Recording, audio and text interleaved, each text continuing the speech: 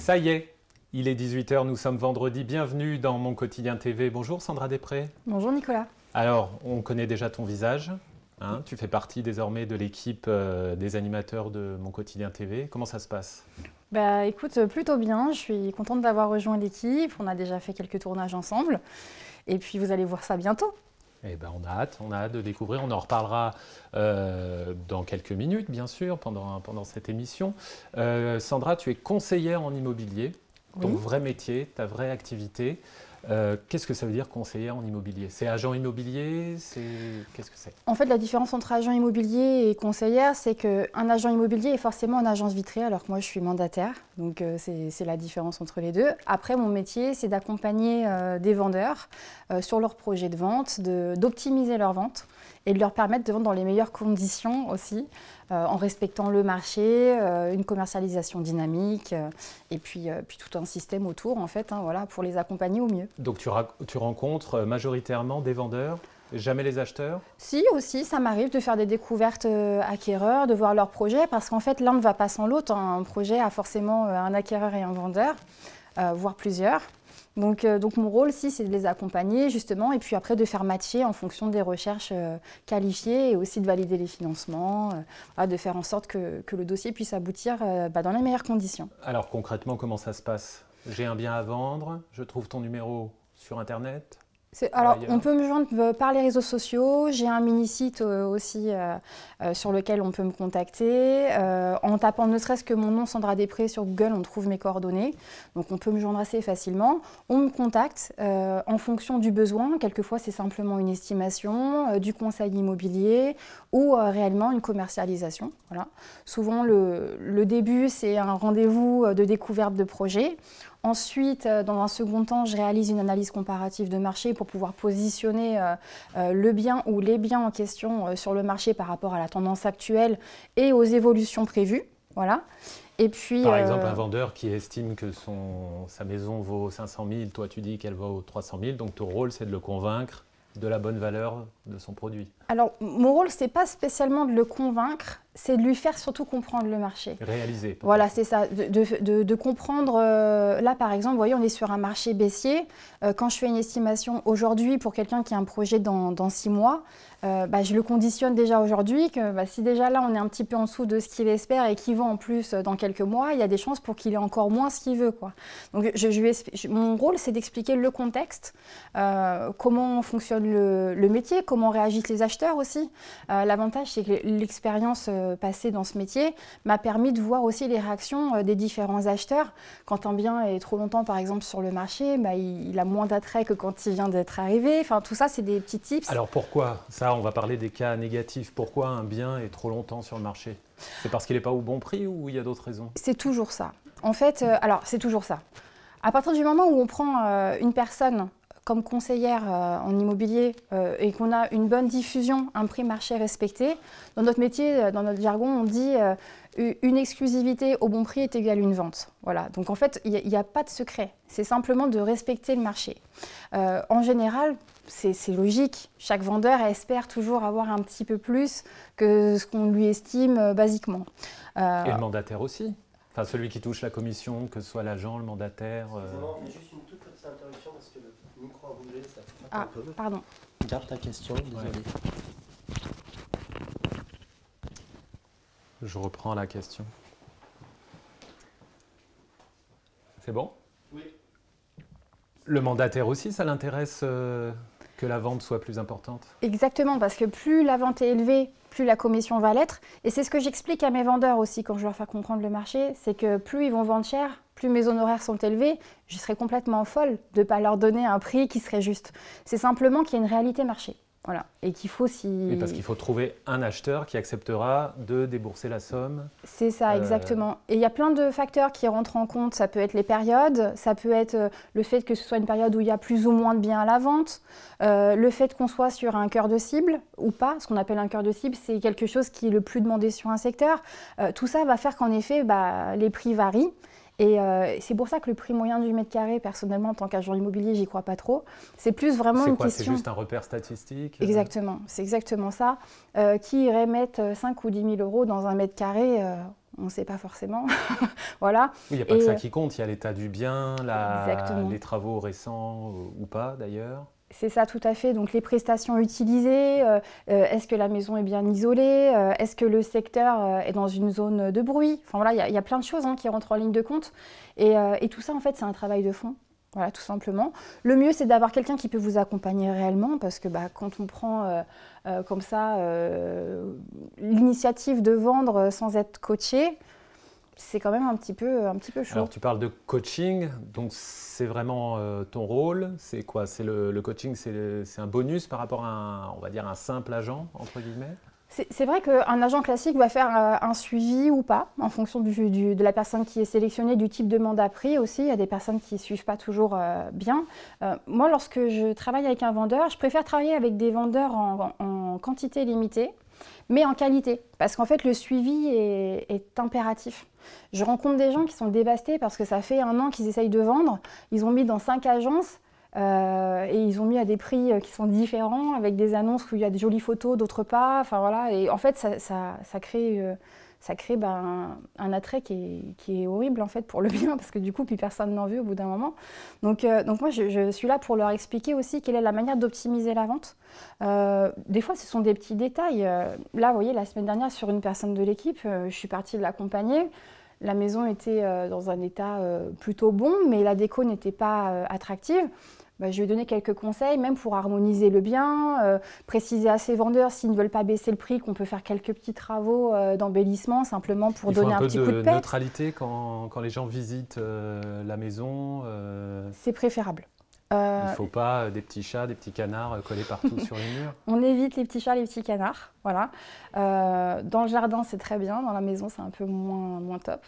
Mais pourquoi? Parce qu'en fait, lorsqu'un bien est trop personnalisé, les personnes qui vont venir dedans ont du mal à se projeter. Et là, ça devient vite compliqué. Il y a quelques maisons, on le voit, hein, vous commencez les visites, vous avez 5-6 visites qui s'enchaînent. Et puis, à chaque fois, à la fin, on vous dit, sur le papier, ça colle, mais il y a un truc qui fait qu'on ne veut pas y aller. Bon, ok. Ouais, il y a peut-être un peu trop de déco à refaire, ou peut-être on ne se sent pas. Voilà. Des fois, c'est simplement une harmonisation. Donc, s'il n'y a pas le coup de foudre, ça veut dire qu'en général, la personne repart et dit non. Après, mon rôle aussi, alors je coach les vendeurs, mais je coach aussi les acquéreurs, c'est de leur expliquer, dans la découverte du projet, je vais aller chercher aussi ce qu'ils aimeraient dans l'idéal. Et si c'est une simple déco, j'ai la chance d'avoir des partenaires avec lesquels je travaille en partenariat, voilà, et ils ont la possibilité de me faire des devis pour que l'acquéreur puisse, si la maison correspond en tout point au niveau de l'agencement, du secteur et du prix, pouvoir leur donner le coup de cœur en fait, grâce à des prestations mises en place. Le petit argument qui va faire... Exactement, si c'est qu'une question de déco, ça se fait passer, c'est pas un souci. Alors, tu disais que tu avais moins de biens en vente en moyenne qu'un agent lambda, selon tes mots. Actuellement, tu en as combien? Alors, il faut savoir qu'on est dans une période d'hiver, c'est peut-être là où ça se vend moins. En ce moment, je gère à peu près 6-7 dossiers en même temps. Voilà. Il y en a d'autres qui sont à venir, mais je travaille rarement avec plus de 15 mandats. Parce que c'est déjà beaucoup. En fait, quand on fait un vrai suivi sur les clients, on ne peut pas espérer avoir un suivi qualitatif, faire des points réguliers avec les vendeurs, faire des visites, les comptes rendus de visite, optimiser les commercialisations, faire les remontées d'annonces. Enfin, c'est vraiment un vrai job. Quand une annonce ne prend pas, si on voit qu'on n'a pas une attractivité sur les annonces, il faut trouver un moyen de les booster.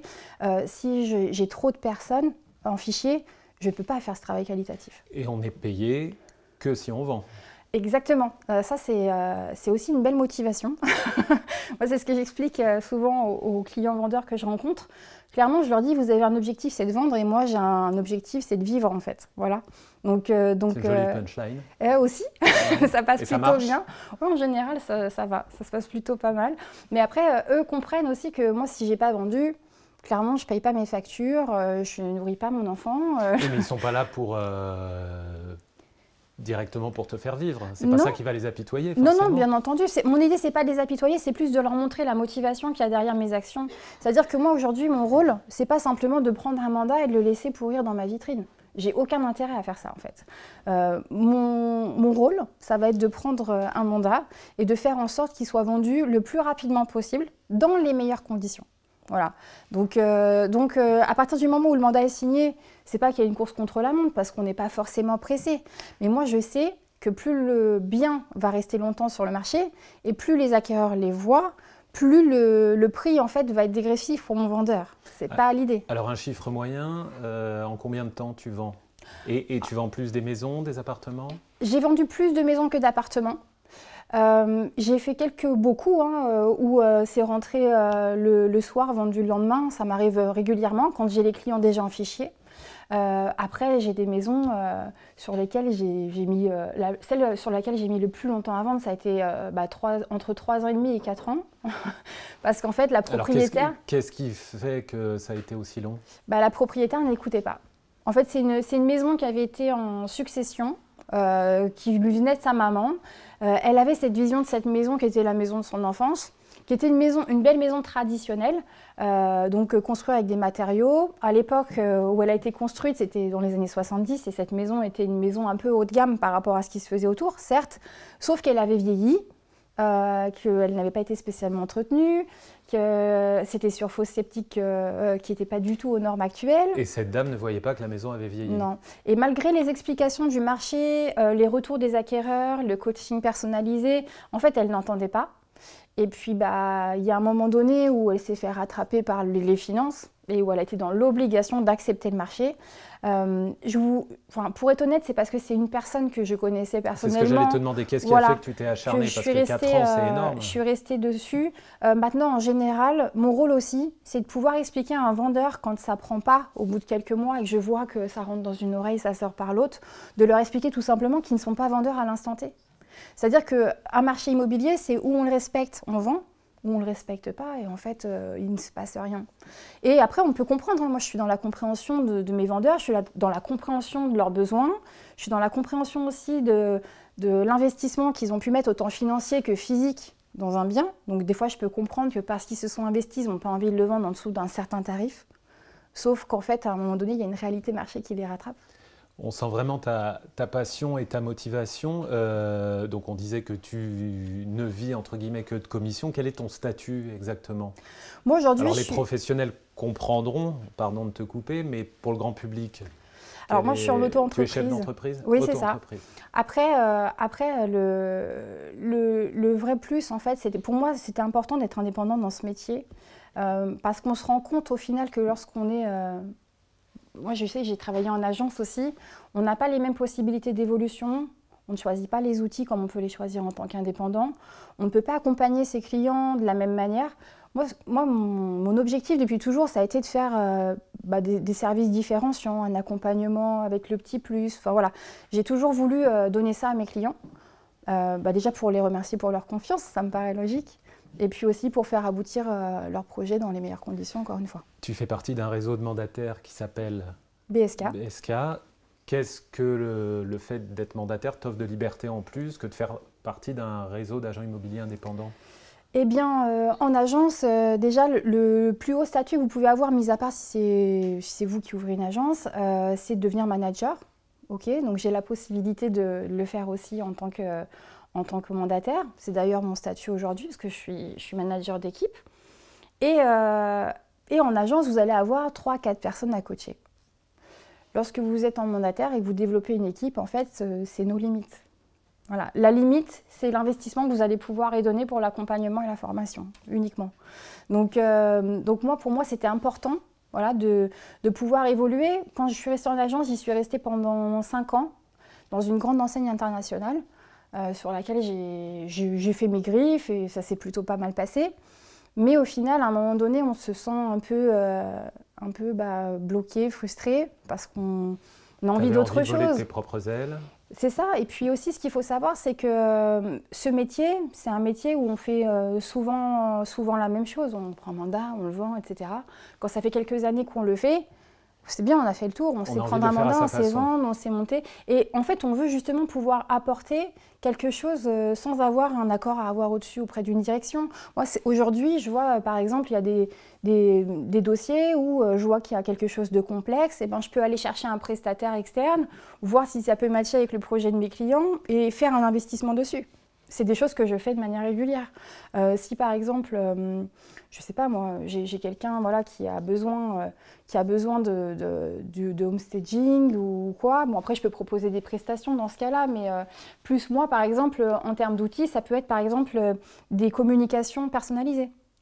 Là, par exemple, j'ai créé un flyer pour un client qui m'a suivi sur la commercialisation. C'était important pour lui de générer plus de contacts parce que je commençais à sentir le stress. J'ai créé un flyer personnalisé et je suis allée taper de manière ciblée sur les secteurs où je savais que j'allais pouvoir générer des contacts qui allaient convenir à cette personne. On en est à combien? Plus de 15 ans dans l'immobilier? Alors, j'entame ma 15e année là. C'est venu d'où cette passion? En Papa, fait, maman?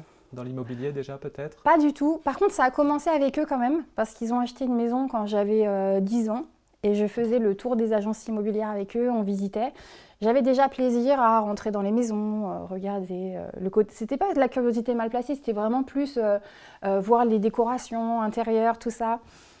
Puis j'aimais bien les architectures aussi, des immeubles. Enfin, j'avais un attrait pour l'immobilier en général. Et tu savais que c'était un métier? Tu savais qu'on pouvait en vivre? Quand j'étais vraiment plus jeune, j'étais pas du tout orientée là-dessus. Voilà. De base, je suis partie sur un cursus tertiaire, donc il n'y avait absolument rien à voir. Lors de mon premier stage en entreprise, j'ai compris très vite que ma place n'était pas derrière un bureau, en tout cas pas uniquement. Voilà. J'étais plus une personne de terrain. Et quand je jetais un œil au service commercial, ça me tentait bien. Du coup, deuxième stage en entreprise, je me suis orientée sur l'immobilier. Et donc, à l'âge de 17 ans, j'ai fait un premier stage en IMO. Et ça a été une révélation. Parce qu'en tant que stagiaire, on vous donne les tâches les plus ingrates du métier. Et je me disais, mais même en faisant ces tâches dites ingrates, je m'éclate. Donc, qu'est-ce que ça va être le jour où je ferai vraiment ce métier de A à Z? Et maintenant, quand tu formes des gens ou que tu rencontres des stagiaires de 17 ans, tu leur dis quoi? Allez, les 3-4 qualités qu'il faut pour faire ce métier? Alors, systématiquement, ça va être la résilience, la résistance à l'échec. Parce qu'on fait un métier, alors certains regardent des émissions d'immobilier à la télé et pensent qu'en claquant des doigts, on vend des maisons. Les émissions, elles véhiculent peut-être beaucoup de clichés d'ailleurs? Complètement, vraiment. Pour le coup, mon travail n'est pas que de faire une visite. J'ai un travail en amont, je fais de la prospection par différents biais. Voilà. Plus on fait de prospection, c'est un métier rationnel, hein, donc plus on va avoir de retours. Donc tout ça c'est vraiment impératif. Et pourquoi la résilience et la résistance à l'échec? Parce que vous allez avoir des fois des personnes de votre entourage, amis d'enfance. Ah, j'ai une maison à vendre, est-ce que tu peux l'estimer? Ok, je viens l'estimer et puis sa femme ne peut pas me voir. Elle lui dit, bah non, moi je veux pas qu'on lui file le mandat, on va le passer à quelqu'un d'autre. J'apprends que mon ami d'enfance ne m'a pas filé sa baraque. Tac, j'ai un peu les boules. Mais au final, il faut vous dire que ce mandat-là, vous ne l'avez pas eu, il y en aura d'autres. Par contre, j'ai des personnes qui ont déjà travaillé à mes côtés, que ça pouvait miner pendant des semaines. Bah, en fait, tu ne peux pas faire ce métier en te minant pour quelque chose comme ça, c'est pas possible en fait. Il faut vraiment garder un axe, se dire ça tombe à l'eau, bah, c'est pas grave, on y va, on passe à la suite. Voilà, donc ça c'est vraiment une qualité qui pour moi est essentielle. Et la régularité des actions aussi. Alors on est en plein hiver, on sait que c'est une période qui n'est pas favorable forcément aux ventes ou aux recherches d'ailleurs, mais tu as une actualité quand même, parle-nous de ce qui va se passer le 11 mars. Alors le 11 mars, alors c'est même au-delà de ça, c'est que moi habituellement donc je forme. Et pour former, je pense surtout dans ce métier, ce qu'il faut aussi, c'est avoir un bon mental, donc la résilience en fait partie, et d'avoir toujours l'axe sur ses objectifs. Et j'ai la chance d'avoir été sélectionnée par Elodie Williams pour pouvoir, et Sandrine d'ailleurs, pardon, j'allais ici. Alors qui sont les personnes? Parce qu'on les En fait, ce sont forcément. deux personnes qui créent un événement au sein de Business Women World. En fait, c'est un événement dans lequel des femmes chefs d'entreprise vont expliquer leur mindset, en fait, leur vision d'entrepreneuriat, les étapes qu'elles ont rencontrées, les obstacles qu'elles ont dû dépasser, les croyances limitantes aussi, hein, parce que quelquefois on pense qu'on n'est pas capable et puis au final, une fois qu'on est dans le bain, on y arrive. Donc en fait, il y a tout ça, il y a plein de femmes aujourd'hui qui veulent entreprendre et qui sont bloquées dans des croyances qu'elles ont eues depuis l'enfance. Et en fait, quelquefois, quand on voit aussi la réussite des autres et leur parcours, bah, ça permet de pouvoir se rendre compte que tout le monde est capable avec de la bonne volonté. Donc tu es là pour véhiculer le girl power? Alors, pas tout à fait. Parce que le girl power, c'est un peu mettre les hommes de côté, c'est pas du tout ma volonté et c'est pas non plus la volonté de l'événement. C'est plus qu'on se rend compte d'une chose, c'est qu'un homme dans l'entrepreneuriat, il n'y a pas de problème en fait. Il arrive, ça a toujours été comme ça. Des femmes qui entreprennent, c'est pas toujours bien. Les portes sont plus dures à ouvrir? Alors, ça peut être plus dur, il y a quelques jugements, et puis il y a aussi toute la charge liée à la femme, entre guillemets, en général, les enfants, etc., qui peuvent être un stress supplémentaire, mais qui s'organisent en fait en tant que chef d'entreprise. Donc le tout, c'est d'avoir les petits tips pour faire en sorte que ça se passe bien, et sur cet événement, c'est le genre de choses dont on va parler. Donc si je comprends bien, tu arrives à concilier sans problème, en tant que femme, ta vie professionnelle et ta vie personnelle. Tu as même du temps pour rejoindre notre équipe, l'équipe des présentateurs de Mon Quotidien TV. Est-ce que c'est un métier vers lequel tu pourrais évoluer? Ou il faut que ça reste une passion? Est-ce que tu as envie de faire autre chose? Moi, Quel est ton avenir? En fait, je suis une éternelle optimiste. Et une éternelle opportuniste aussi. Donc, c'est pas forcément péjoratif comme mot. Non, bien sûr. Non, pas du tout. Pour moi, c'est même plutôt un mot positif, dans le sens où je me ferme jamais à ce qui arrive autour de moi. Ça, c'est la présentation de plateau. C'est arrivé vers moi un petit peu par hasard, une personne qui m'a contactée, qui faisait partie d'une association qui s'appelle La Voix des Alizés, d'ailleurs, pour ne pas les citer. Et en fait, il m'a contactée en me disant qu'il formait des chroniqueurs. Ça s'est bien passé pour moi. J'ai eu tout de suite un plateau, en tout cas assez rapidement. Et je trouve que, en fait, je me suis pris au jeu de me sentir à l'aise devant les caméras, de me sentir pas trop mal, en fait, sur un plateau, d'avoir le plaisir de rencontrer aussi différentes personnes, d'autres cercles, en fait, que je n'avais pas l'habitude de contacter. Et du coup, ça a été vraiment un plaisir. Et en à peine un an, j'ai eu pas mal d'opportunités de présentation qui se sont faites à moi. Et Tu veux dire que tu nous fais des infidélités dans Mon Quotidien TV? Non, jamais, parce que je suis un cœur fidèle et ce pour toujours. Cependant, les plateaux, j'ai pas d'exclusivité avec qui que ce soit. Et c'est pas le même genre d'interview non plus. Alors, dernière question, en un seul mot, quelle est la meilleure place, la tienne ou celle que j'occupe? Honnêtement, celle-ci est plus confortable, mais je préfère la tienne. Eh bien, viens avec nous faire la conclusion. On va vous remercier de nous avoir suivis. Voilà, je vais te laisser, je vais m'en aller. Je fais la conclusion. Vas-y. Ok, merci. Tu fais ça très bien. Voilà, moi je vous dis à bientôt. Merci Nico. Je vous remercie de m'avoir suivi sur Mon Quotidien TV. Merci à Nicolas, merci à la régie et merci à tous. Vous êtes au top. À bientôt.